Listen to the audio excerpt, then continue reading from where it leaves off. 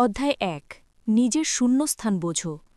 তুমি যতদিন নিজের দুর্বলতা চিনবে না, ততদিন অন্য কারো হাতে তুমি দাবার ঘুঁটির মতো নড়বে। এই সমাজে সবাই শক্তিশালী দেখাতে চায়, কিন্তু কেউ নিজের শূন্যস্থান চিনতে চায় না। তোমার দুর্বল জায়গাগুলোই হলো সেই দরজা যেখান দিয়ে মানুষ তোমার মস্তিষ্কে ঢুকে তোমাকে ব্যবহার করে। প্রতিদিন নিজের সাথে একটি কাজ করো। নিজেকে জিজ্ঞেস করো, আজ কোথায় আমি ভয় পেয়েছি? কোন কথায় আমি চুপ থেকেছি? কোন মুহূর্তে আমি ভেবেছি, না, আমি এটা পারব না? এই উত্তরগুলো লিখে ফেলো। এগুলোই তোমার মানচিত্রের অন্ধকার জায়গা। যে মানুষ নিজের দুর্বলতাকে চিনে ফেলে, সে নিজেকে পুনর্গঠন করতে শেখে। তুমি যখন বুঝবে তোমার ভয়টা ঠিক কোথায়, তখনই তুমি সেটা নিয়ন্ত্রণ নিতে পারবে। এবং মনে রেখো, নিয়ন্ত্রণ মানেই শক্তি। যে নিজের দুর্বলতাকে আড়াল না করে তাকে মেরামত করে, সেই সত্যিকারের বিপজ্জনক মানুষ হয়ে ওঠে। আজকের সমাজে মানুষ শক্তির ভান করে, অথচ মানসিকভাবে ভেঙে পড়ে সামান্য প্রত্যাখ্যানে। তোমার কাজ হলো নিজেকে বোঝা, নিজের মস্তিষ্কের শূন্যস্থান চিনে সেগুলো পূরণ করা, জ্ঞান দিয়ে, অভিজ্ঞতা দিয়ে, নীরব আত্মবিশ্বাস দিয়ে। একদিন দেখবে তোমার চারপাশের লোকেরা আর তোমাকে সহজে পড়তে পারছে না, কারণ তুমি নিজের শূন্যস্থান মুছে ফেলেছ এবং এখন তুমি এক রহস্য। অধ্যায় ২ নীরবতার অস্ত্র ব্যবহার করো। এই পৃথিবীতে সবচেয়ে ভয়ঙ্কর শব্দ হল নীরবতা। নীরবতা মানে দুর্বলতা না, বরং হিসেবি দূরত্ব। মানুষ কথা বলেই নিজের গোপনীয়তা ফাঁস করে ফেলে, আর যে চুপ থাকে সে শিখে যায় কে কেমন মুখোশ পড়ে আছে। তুমি যদি মানুষকে বুঝতে চাও, তবে বেশি কথা বলো না, শুনো। তারা নিজের অজান্তেই নিজেদের দুর্বলতা তোমার সামনে খুলে দেবে। এই নীরব পর্যবেক্ষণই তোমার সবচেয়ে বড় শক্তি। অফিসে, ক্লাসে, এমনকি বন্ধু মহলেও এই কৌশল কাজ করে। তুমি যখন চুপচাপ থেকেও মানুষের প্রতিক্রিয়া দেখবে, তুমি বুঝবে কে আসলে তোমার পক্ষে আর কে কেবল হাসির অভিনয় করছে। নীরবতা হলো এমন এক আয়না, যেখানে অন্যের আসল মুখ দেখা যায়। তুমি যত বেশি নীরব থাকবে, তত বেশি মানুষ তোমাকে বুঝতে পারবে না। আর যাকে মানুষ বুঝতে পারে না, তাকে মানুষ ভয় পায়। এই ভয়টাকে নিজের সুবিধায় ব্যবহার করো। তাদের ভুলে যাওয়া কথাগুলো মনে রাখো, তাদের মুখের সূক্ষ্ম পরিবর্তনগুলো লক্ষ্য করো। এই তথ্যগুলোই একদিন তোমার অস্ত্র হবে, যখন সময় আসবে প্রতিক্রিয়া দেওয়ার। তুমি যত কম বলবে, তোমার প্রতিটি কথা তত বেশি গুরুত্ব পাবে। এটাই ম্যাকিয়াভেলির বাস্তব শিক্ষা। নীরব মানুষ কখনো দুর্বল মা, সে শুধু সঠিক মুহূর্তের অপেক্ষায় থাকে। অধ্যায় ৩ নিজেকে রহস্যে ঢেকে রাখো। মানুষ যা বুঝতে পারে না, তাই সবচেয়ে বেশি মূল্যবান মনে করে। তুমি যদি চাও মানুষ তোমাকে মূল্য দিট, তাহলে সবকিছু খোলাখুলি দেখিও না। তোমার প্রতিটি পদক্ষেপ, প্রতিটি সিদ্ধান্তের পেছনে কিছুটা ধোঁয়াশা রাখো। আজকের যুগে সবাই সবকিছু শেয়ার করে ফেলে, নিজের পরিকল্পনা, নিজের ভাবনা, নিজের স্বপ্ন পর্যন্ত। ফলে মানুষ তোমার পরবর্তী পদক্ষেপ আগেই বুঝে ফেলে, আর তুমি নিজের শক্তি হারাও। মনে রেখো, রহস্য মানুষকে টানে। যে মানুষ নিজের ভাবনা গোপন রাখে, তার সম্পর্কে চারপাশে গুজব তৈরি হয়, এবং গুজবই শক্তি তৈরি করে। তুমি চাইলে তোমার দুর্বল দিকগুলো এমনভাবে উপস্থাপন করতে পারো, যাতে মানুষ ভাবে তুমি আসলে পরিকল্পনা করছো অন্য কিছু। এটাই কৌশল, বিভ্রান্তির মধ্যেও আত্মবিশ্বাস বজায় রাখা। একজন রাজনৈতিক ব্যক্তি, একজন নেতা, এমনকি একজন সাধারণ কর্মচারীও যদি নিজের পদক্ষেপের ২০% গোপন রাখে, তবে তার চারপাশের ৮০% মানুষ তার ক্ষমতা অনুমান করতে পারবে না। রহস্য সৃষ্টি করো। কখনো সরাসরি উত্তর দিও না, কখনো হাসি দিয়ে এড়িয়ে যাও, আর কখনো এমন চুপ করে থাকো যেন তোমার কাছে উত্তর আছে, কিন্তু তুমি ইচ্ছে করেই তা বলছো না। এই আচরণ মানুষকে তোমার চারপাশে টানে। তারা তোমাকে বুঝতে চায়, তোমার অনুমতি চায়, আর ঠিক তখনই তুমি হয়ে ওঠো ডেঞ্জারাসলি ভ্যালুয়েবল। অধ্যায় ৪ মানুষের লোভকে চেনো, কিন্তু কখনো প্রকাশ করো না।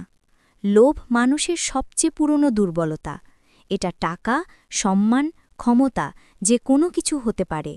তুমি যদি কারো লোভ চিনে ফেলো, তাহলে তুমি তার উপর নিয়ন্ত্রণ নিতে পারবে। কিন্তু সাবধান, তোমার নিজের লোভ যেন কখনো প্রকাশ না পায়। মানুষ লোভী হলেও সেটা গোপন রাখতে চায়। তুমি যদি তাকে এমন অনুভব দাও যে তুমি তার লোভটা বুঝতে পারোনি, সে নিজেই নিজের ফাঁদে আটকে যাবে। ধরো, অফিসে কেউ অতিরিক্ত সুযোগ নিতে চায়। তুমি চুপচাপ তাকে জায়গা দাও, কিন্তু পর্যবেক্ষণ চালিয়ে যাও। এক সময় সে নিজের লোভে এমন ভুল করবে যা তাকে দুর্বল করবে আর তোমাকে শক্তিশালী করবে। লোভকে বোঝা মানে মানুষের আসল অভিপ্রায় বোঝা। তুমি যখন বুঝবে কে কি চায়, তখন তুমি জানবে তাদের কি দিয়ে নড়ানো যায়। কখনো সরাসরি নয়, একটু ঘুরিয়ে, একটু সময় নিয়ে, কারণ ক্ষমতা সবসময় ধীরে আসে। মনে রেখো, তুমি যত কম চাওয়ার ভান করবে, তুমি তত বেশি পাবে, কারণ সমাজ সবসময় সেই মানুষকেই মূল্য দেয় যার মনে হয় তার কিছুই লাগবে না। অধ্যায় ৭। মানুষকে তোমার প্রয়োজনীয়তায় বন্দী করে রাখো। যে মানুষ অন্যের প্রয়োজন মেটাতে পারে, সে কখনো অপ্রয়োজনীয় হয় না। তুমি যদি চাও মানুষ তোমাকে ছাড়তে না পারে, তাহলে তাদের জীবনের কোনো একটি জায়গায় তোমার প্রয়োজন তৈরি করো। এটা হতে পারে জ্ঞান, সহায়তা, পরামর্শ বা মানসিক সান্ত্বনা, কিছু একটা যা তারা তোমাকে ছাড়া ভাবতেই পারবে না। কিন্তু ভুল করো না, তাদের ভালোবাসা ধরে রাখার চেষ্টা করো না, তাদের নির্ভরতা তৈরি করো। যে মানুষ তোমার উপস্থিতি পছন্দ করে, সে একদিন চলে যাবে, কিন্তু যে মানুষ তোমার উপস্থিতি ছাড়া চলতে পারে না, সে তোমার কাছ থেকে দূরে যেতে পারবে না। তুমি যদি অফিসে কাজ করো, এমন কাজ শেখো যা অন্য কেউ জানে না। তুমি যদি বন্ধুমহলে থাকো, এমন ভূমিকা রাখো যা অন্য কেউ পূরণ করতে পারবে না। এভাবেই তুমি হয়ে উঠবে অপরিহার্য। মনে রেখো, পৃথিবী সেই মানুষকেই টিকে রাখে যাকে হারালে কিছু একটা ভেঙে যায়। আর যেদিন তুমি নিজেকে সেরকম করে গড়ে তুলবে, তোমাকে কেউ আর বাদ দিতে পারবে না। অধ্যায় ৮। আবেগ নিয়ন্ত্রণে রাখো, কারণ সবাই তোমার অনুভূতি পড়ছে। তুমি হয়তো ভাবছ কেউ তোমার ভিতরের রাগ, ভয় বা দুঃখ বুঝতে পারে না, কিন্তু মানুষ কথা নয়, আচরণ পড়তে শিখে যাচ্ছে। তোমার চোখ, তোমার ভঙ্গি, তোমার কণ্ঠস্বর সবই বলে দেয় তুমি দুর্বল কিনা। ম্যাকিয়াভেলি বলেছিল, যে নিজের আবেগ লুকাতে পারে না, সে যুদ্ধ শুরুর আগেই হেরে যায়। তুমি যদি চাও অন্যরা তোমাকে অস্থির না ভাবুক, তাহলে নিজের আবেগকে মুখোশের আড়ালে রাখো। কেউ রাগালে হাসো, কেউ অপমান করলে নীরব থেকো। তারা বিভ্রান্ত হবে, কারণ তারা আশা করেছিল তুমি প্রতিক্রিয়া দেখাবে। এই বিভ্রান্তি তোমার ঢাল। যখন মানুষ তোমার মনের অবস্থা বুঝতে পারে না, তখন তারা তোমাকে ভয় পায়, আর ভয় মানেই প্রভাব। আজকের সমাজে সবাই প্রতিক্রিয়া দেখাতে ব্যস্ত। তুমি যদি শুধু একবার ভাবতে শেখো, আমি এখন কিভাবে প্রতিক্রিয়া না দেখিয়ে নিয়ন্ত্রণ রাখতে পারি, তাহলে তুমি ৯০% মানুষ থেকে এগিয়ে যাবে।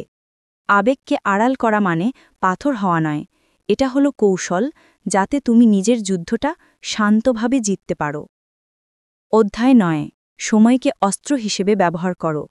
সময় এমন এক জিনিস যা সবাই নষ্ট করে, কিন্তু খুব কম মানুষ বুঝে এটা কতটা মারাত্মক। তুমি যদি ম্যাকিয়াভেলিয়ান হতে চাও, তাহলে সময়কে শেখো ডিলের অস্ত্র হিসেবে ব্যবহার করতে। সবকিছুর উত্তর তৎক্ষণাৎ দিতে হবে না, সব সিদ্ধান্তে দ্রুত ঝাঁপিয়ে দিতে হবে না। যতক্ষণ তুমি অপেক্ষা করো, ততক্ষণ অন্যরা চিন্তা করে, ভয় পায়, সন্দেহ করে। অপেক্ষা হল এক ধরনের মনস্তাত্ত্বিক চাপ। যখন তুমি তাড়াহুড়ো না করে ধীরে কাজ করো, মানুষ ভাবে তুমি খুব হিসেবি, খুব বিপজ্জনক। ধরো কেউ তোমাকে অপমান করেছে, তুমি চুপ থেকো। কিছুদিন পর একদম অন্য জায়গায় গিয়ে তুমি তাকে ছোট্ট এক আঘাত দিলে। সে অবাক হবে, কারণ সে ভুলে গিয়েছিল। এই ডিলিড অ্যাকশনই সময়ের প্রকৃত শক্তি। সময় তোমার সবচেয়ে বড় বন্ধু, যদি তুমি তাকে শত্রুর মতো ব্যবহার করতে জানো। বিলম্ব, নীরবতা এবং ধৈর্য, এই তিনটাই মিলে তৈরি করে পাওয়ার উইদাউট নয়েজ। অধ্যায় ১০। প্রভাবের জাল বিস্তার করো, বন্ধন তৈরি করো, পছন্দ নয়, প্রয়োজন তৈরি করো। তুমি শুধু বন্ধু বানাবার চেষ্টা করলে তুমি একদিনের সম্পর্কে গড়ে তুলবে, কিন্তু যদি তুমি এমন অনুরাগ, এমন সেবা, এমন দক্ষতা গড়ে তোলো যে মানুষ তোমাকে ছাড়া বাঁচতে না পারে, তখন তুমি মূল্যবান। প্রেম বা বন্ধুত্বে বিশ্বাস ভাঙা সহজ, কিন্তু নির্ভরতার চেন ভাঙা কঠিন। কাজটা হলো কেবল মানুষের আত্মার দিকে ছুতে নয়, তাদের জীবনের একটি ব্যবহারিক অংশে নিজের নিঃস্বার্থ অবদান জুড়ে দেয়া। প্রতি সম্পর্কের একটা পয়েন্ট চিনে নাও, কার কাছে কোন দরজা সবচেয়ে সংবেদনশীল, কার কাছে তথ্য অতি মূল্যবান, কার কাছে সময় বা লোকবল সবচেয়ে দামি। সেই দরজা খুঁজে সেখানে পজিশন নিয়ে কাজ শুরু করো। তুমি কাউকে সাহায্য করো, ক্ষণকালিকভাবে অগ্রাহ্য মনে হতে পারে, কিন্তু সেই সাহায্যে এমন শর্ত তৈরি করো যে তারা অচেতনভাবে তোমায় ফিরিয়ে দিতে বাধ্য হবে। হাসি মুখে সহায়তা করো, কিন্তু প্রত্যাশা রাখো, প্রত্যাশা প্রকাশ করো না। সম্পর্কে গোপনীয়তা রাখো, মানুষকে বোঝাতে দাও তুমি তাদের জন্য নিজস্ব। তাদের কষ্টের সময়, তাদের গুরুত্বপূর্ণ কাজের সময় তুমি উপস্থিত থাকবে। ধীরে ধীরে তারা তোমাকে তাদের রুটিনে অনিবার্য করে দেবে। এই হচ্ছে তুমি প্রয়োজনীয় হয়ে ওঠার কৌশল। এটা প্রেম নয়, এটা কৌশল। কিন্তু যখন তুমি প্রয়োজনীয় হবে, তুমি বিভিন্ন অবস্থায় শক্তি পাবে। সতর্কতা। এই সম্পর্ক তৈরি করার সময় নৈতিক দিকটা মাথায় রাখো। উদ্দেশ্য তোমার নিরাপত্তা ও মূল্য সংরক্ষণ, কাউকে খাটো করে ধ্বংস করা নয়। অধ্যায় 11। প্রতিবেশীকে ক্ষত করে না, তাদের ভুলে কাজে লাগাও। শত্রু নীরবে মোকাবিলা করো। এখানে বড় কথা, শত্রুকে প্রধানত জিততে হয় রোজকার ছোট ছোট ভুলে। সরাসরি যুদ্ধ পছন্দ করো না, সেটি আলো ফেলে। তুমি চাইলে শত্রুকে নীরবে দুর্বল করে ফেলো। তুমি তাদের ভুল ধরবে, কিন্তু কাউকে এটি দেখাবে না। শত্রু যখন নিজের অপূর্ণতা প্রকাশ করে, তখনই তুমি অগ্রাহ্য সুবিধা পাবে। অফিসের ক্ষুদ্র ভুল, বন্ধু পরিবারের অমনোযোগ, প্রতিদ্বন্দ্বীর আত্মবিশ্বাসে ফাটল, এসবই হল যুদ্ধক্ষেত্র। তুমি তাদের বিরুদ্ধে সরাসরি হামলা না করে তাদেরকে তাদেরই শক্তিতে বাধ্য করো। কিভাবে? ধীরে ধীরে তথ্য সংগ্রহ করো, তাদের সিদ্ধান্ত নেওয়ার প্যাটার্ন খোঁজো। কোন সময় তারা অনুচিত তথ্য দেয় বা খারাপ সিদ্ধান্ত নেয় তা নোট করো। এরপর সেগুলো ঘুরিয়ে কাজে লাগাও, কিন্তু কখনো প্রমাণ দিও না যে তুমি জানো তারা কোথায় ফাঁক। উদাহরণস্বরূপ, অফিসে তুমি শত্রুকে জাহির করে না, বরং তার কাজকে ভালোভাবে চোখে রাখো। সে যদি কখনো সময় মতো রিপোর্ট দিয়ে না দেয়, তুমি সেই রিপোর্টটি নানা সূত্রে ঠিকঠাক করে রাখো। তাহলে বস মনে করবে তুমি কাজ সম্পাদনে নির্ভরযোগ্য। শত্রু নিজেই ছোট ছোট ভুলে আত্মধ্বংস করবে। আর এক ধরনের টেকনিক হল, দেখাও অনাকাঙ্ক্ষিত সমর্থন। কেউ তোমার বিরুদ্ধে ষড়যন্ত্র করলে তুমি তার পাশে হয়েই নীরবে তার ভুলগুলো সামনে আনবে।